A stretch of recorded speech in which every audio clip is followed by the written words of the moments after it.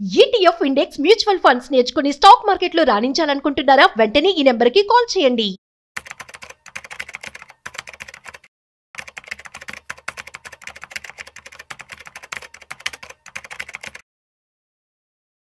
పేదవాడు ఇంకా పేదవాడుగా మారిపోతున్నాడు, ధనవంతుడు ఇంకా ధనవంతుడు అవుతున్నాడు.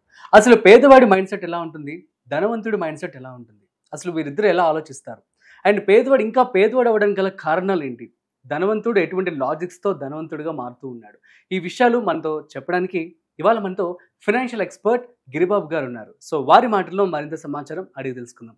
హాయ్, హలో, నమస్తే, welcome to business buzz with Raju Pasupuleti on Suman TV. So let shoot. Hi sir, నమస్తే. నమస్తే అండి. ఎలా ఉన్నారు సార్? ఫైన్ అండి, doing good. Thank you so much for coming.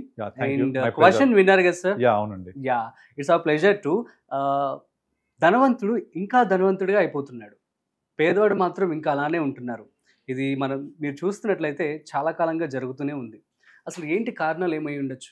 ఇది ఈ సిచ్యువేషన్ అయితే ఉందో మీరు చెప్పింది, అది ఈ రోజు ఉద్భవించింది కాదు. మీరు లాస్ట్ 50 years 100 years తీసుకుంటే the gap between rich and poor has been widening like anything. అది వైడ్ అవుతూనే ఉంది. మీకు ప్యారెటో రూల్ ఐడియా ఉందా? ప్యారెటో రూల్ ఏం చెప్తోంది? 20-80 రేషియో. ఇప్పుడు ఇండియాలో ఉన్న మొత్తం సంపద, కేవలం సంపదలో 80% సంపద కేవలం 20% పీపుల్ దగ్గర ఉంటుంది. 20% సంపద అంటే కొద్ది సంపద 80% పీపుల్ దగ్గర ఉంటుంది. This what Pareto rule says. అంటే ఇది ఆ రోజు ప్యారెటో చెప్పింది ఇప్పుడు కాదు, 100 years బ్యాక్. ఆ రోజు నుంచి ఈ రోజు దాకా ఇది అలాగే కంటిన్యూ అవుతోంది. సో ప్రస్తుతం ఇండియాలో ఉన్న 150 కోట్ల జనాభాలో మెజారిటీ ఆఫ్ పీపుల్ దగ్గర ఉండేది జస్ట్ 20% సంపదే. అదే 20%, ఇంకా 20 కూడా కాదు, ఇంకా మనం డీప్కి వెళ్ళి టాప్ 1%, 2%, 3% పీపుల్ని తీసుకుంటే వాళ్ళ దగ్గర ఉండే మొత్తం సంపదలో మోర్ దెన్ 50% ఉంటుంది. ఇదంతా ఒక వ్యక్తి సంపాదించింది కాదు, ఒక జనరేషన్స్ టుగెదర్ అలా వెల్త్ క్రియేట్ అవుతూ వస్తుంది. ఇక్కడ మనం మాట్లాడుతుంది వెల్త్, సంపద గురించి, కానీ అందరూ ఆలోచించేది డబ్బుల గురించి. డబ్బుకి సంపదకి చాలా తేడా ఉంది. సంపద సృష్టించబడుతుంది, సంపద మల్టీఫోల్డ్ అవుతుంది, సంపద నెక్స్ట్ జనరేషన్స్ కి మల్టిపుల్ అవుతూ వెళ్తూనే ఉంటుంది. డబ్బులు ఈ రోజుకి, ఇప్పటికి, రాత్రికి, రేపొద్దునకి ఇంతవరకే ఉంటాం. ఫస్ట్ ఆఫ్ ఆల్ ఇది జరగడానికి డిఫరెన్స్ ఏంటి అంటే మైండ్ సెట్. మీకు ఒక చిన్న ఎగ్జాంపుల్ చెప్తాను, చెప్పండి. ఇప్పుడు నార్మల్ గా ఎవరైనా ఒక 25 years వ్యక్తి సాఫ్ట్వేర్ ఎంప్లాయీగా జాయిన్ అయ్యాడు అనుకుందాం. అతని శాలరీ ఎంత ఉంటుంది ఈ రోజుల్లో? 4 to 5 lakhs for average person package ఉంటుంది. ఇంకా పెళ్లి కాలేదు అనుకుందాం, అతనికి స్పెండింగ్ హ్యాబిట్ తక్కువే ఉండి సేవింగ్ చేసే గనక ఒక నేచర్ ఉంటే అయితే ఒక 5-6 lakhs ఈ రోజుల్లో కామన్ ప్యాకేజ్ పరాయణం అంటే 50,000 నెలకి. అందులో నుంచి 20 సంవత్సరాల వయసు అబ్బాయి ఒక 15,000 రూపాయలు కనుక మ్యూచువల్ ఫండ్ SIP లాగా చేసుకొని 15,000 అంతే. అదే 15,000 కంటిన్యూ చేస్తూ స్టెప్అప్ చేయొద్దు, ఏం మార్చొద్దు, 15,000 కరెక్ట్ గా 15 సంవత్సరాలు కంటిన్యూ చేయండి. అంటే 25 స్టార్ట్ చేశాడు, 40 years వరకు 15,000. అఫ్ కోర్స్ అతని ఇన్కమ్ పెరుగుద్ది, CTC పెరుగుద్ది, పెళ్లి అవుద్ది, ఖర్చులు పెరుగుతాయి. ఆ పెరిగింది అక్కడ సరిపోద్ది, బట్ 15,000 కంటిన్యూ చేయాలి. కరెక్ట్ గా 15 సంవత్సరాల తర్వాత rule 15 says that 15,000 15 years 15% return generate అవుతే it will be exactly 1 crore 1 crore. మీరు నార్మల్ గా మీ ఫ్రెండ్స్ లో కానీ మీ బంధువులో కానీ ఎక్కడైనా చూడండి, ఎవరైనా 1 కోటి రూపాయలు బ్యాంక్ అకౌంట్ పెట్టుకుని ఉన్నారా? ఎవరు ఉండరు. అంటే ఎవరు కూడా అసెట్ రిచ్ ఉంటారు, ఆస్తి రూపంలో, ఇల్లు రూపంలో, ధనం మన బిల్డింగ్ రూపంలో, పొలం రూపంలో, స్థలం రూపంలో, అది asset rich. But cash rich గా ఎవరు ఉంటారా? ఎవరు ఉండరు. అంటే ఒక వ్యక్తి జాబ్ ఎంటర్ అవ్వగానే తనకు కోటీశ్వరుడు అవ్వాలనుకుంటే ఈ చిన్న మైండ్ సెట్ తోటి 15,000 రూపాయలు నాకు కావు అనుకుంటే 25 years + 15 40 years వరకు కరోడ్పతి అయిపోవచ్చు. ఇక్కడ స్టోరీ అయిపోలేదు. ఆ 15 years తర్వాత ఇంకొక 5 years కంటిన్యూ చేస్తే సేమ్ SIP సేమ్ 15,000 2.2 crore. మరో 5 years అంటే 25 years అయింది, 5 crores నియర్లీ. ఇంకొక 5 years కంటిన్యూ చేస్తే 10.5 crores అవుతుంది, సేమ్ 15%. అయితే ఇక్కడ క్వశ్చన్స్ అడుగుతారు అందరూ, 15% వస్తుందా, 15% సాధ్యమానా అని. ఎస్, ఇప్పటి వరకు ఇండియా లాస్ట్ 40 years లో 16.5% యావరేజ్ రిటర్న్ ఇచ్చింది. There are so many mutual fund which generated more than 20% in the last 30 years. మనం 15 అక్కర్లే, అట్లీస్ట్ ఒక 14 or 13 తీసుకుందాం. అలా తీసుకుంటే కూడా 10.5 కోట్ల బదులు 8 కోట్ల 9 కోట్లు అవుద్ది కదా. అంటే అట్లీస్ట్ కరోడ్పతి అవ్వడానికి చిన్న మైండ్ సెట్ మార్చుకొని జాబ్ రాగానే గ్యాడ్జెట్స్ కోసం వాటి కోసం కాకుండా, ఇప్పుడు ఏమైపోయింది సొసైటీలో, నేను పనిచేసే పీరియడ్ ఏమో తగ్గిపోయింది, నేను బ్రతికే పెరిగింది. అది కాదు. నార్మల్ గా ఇప్పుడు మన పేరెంట్స్ 60 దాకా వర్క్ చేస్తారు, 70 దాకా బతుకుతారు. కానీ ఇప్పుడు మన life span of work span తగ్గిపోయింది, 50కి రిటైర్మెంట్. బట్ బ్రతికే period because of improved medical conditions 80 దాకా బతుకుతున్నా. అంటే 50 నుంచి 80 30 years నేను వితౌట్ జాబ్ బ్రతకాలి. బతకాలి. మరి అప్పుడు నాకు ఫండింగ్ ఎవరు చేయాలి? చిన్న మైండ్ సెట్.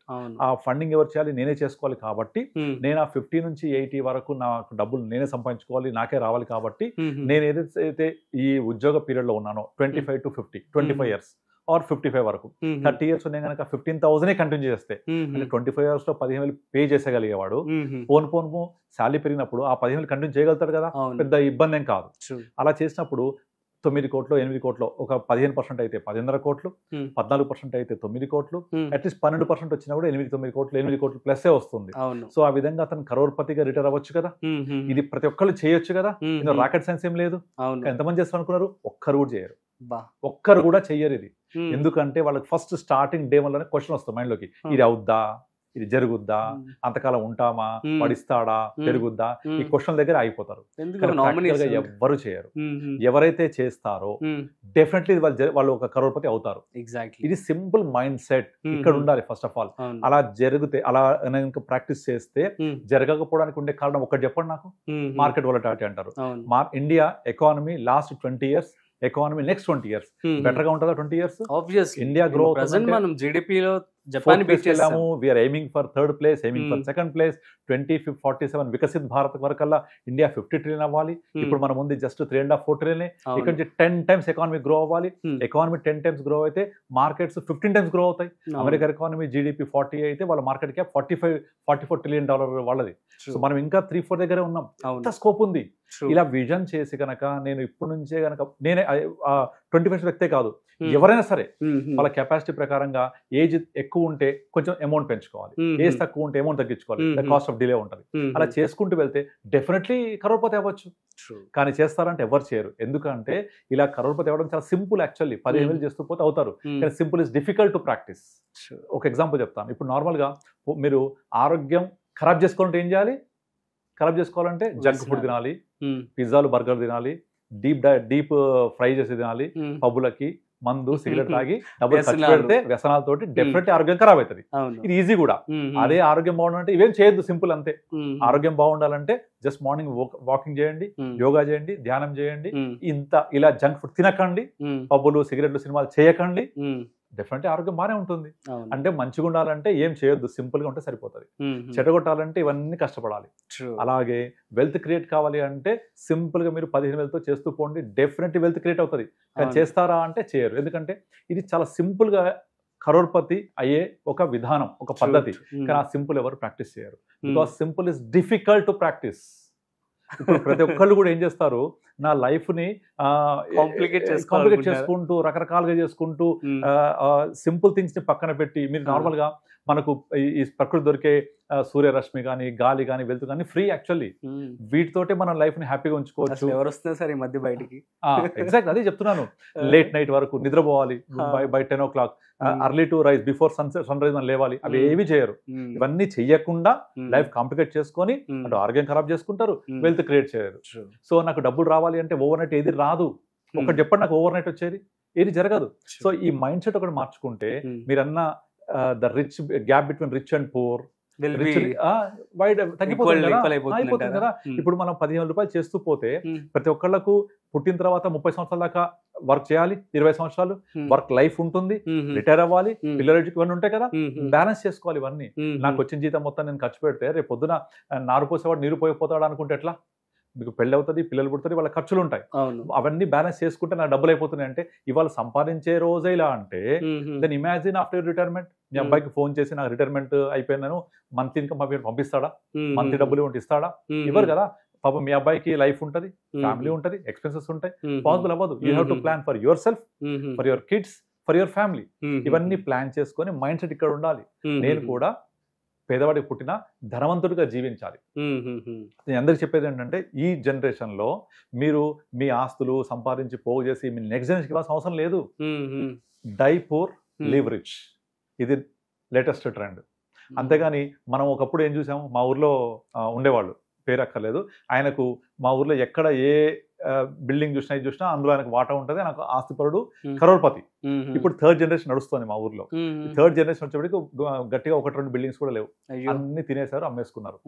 ఇప్పుడు మీరు ఎక్కడైనా చూడండి, మనకు పెద్ద పెద్ద రాజకీయ నాయకుల దగ్గర నుంచి కానీ, మొఘల్స్ తీసుకోండి, మొఘల్స్ 14th 13th మొఘల్ వచ్చేప్పటికి మొత్తం పోగొట్టుకున్నారు. ఆ ఫస్ట్ మొఘల్స్ ఉన్నారు కదా, ఆ వాళ్ళకున్నంత ఆ విజన్, విజిబిలిటీ, ఆ పవర్ మొఘల్స్ నెక్స్ట్ జనరేషన్ మొత్తం పోతూ ఉంటారు. ఇది జరుగుతుంది ఎప్పుడు, ఎందుకంటే ఫస్ట్ జనరేషన్ లో కష్టపడి వాళ్ళు వాళ్ళ యొక్క ఆలోచనతో దాచిపెట్టి నెక్స్ట్ వచ్చేప్పటికి అదేం తెలియదు వాళ్ళకు. అసలు సూర్యరశ్మి తెలియదు, కష్టపడడం తెలియదు, చెమట చిందించడం తెలియదు, పోగొట్టేసుకుంటారు. కనుక మనము సంపాదించేది నెక్స్ట్ జనరేషన్ కోసం అనుకుంటే మన పిచ్చి పని అదంతా కూడా.